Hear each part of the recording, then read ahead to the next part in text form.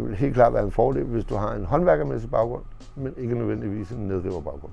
Jamen, min primære ansvarsområde er jo sikkerhed. Det er arbejdsmiljø, altså sørge for, at tingene går rigtigt til.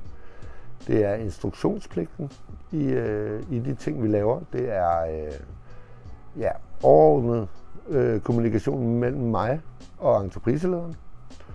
Og så er det kommunikationen mellem mig og svendene. Som person skal du skal kunne holde et godt overblik.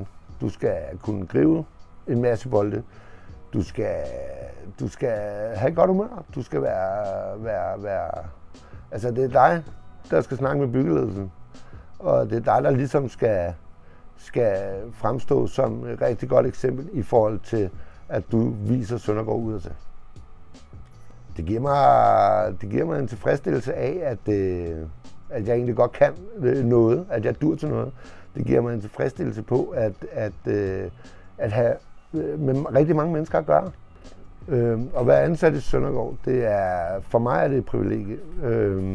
Arbejdsmiljøet, det fungerer. Vi har en KMA-afdeling, der sørger for, at vi får de rigtige retningslinjer i forhold til miljøsanering.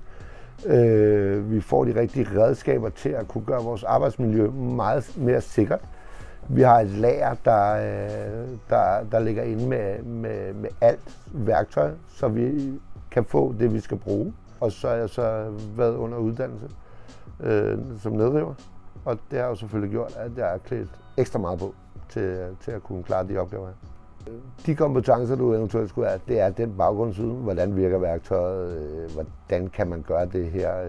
Og så helt klart, hvis man har nogle beviser. Ellers så er Søndergaard jo meget villig til at give de rigtige mennesker de rigtige beviser.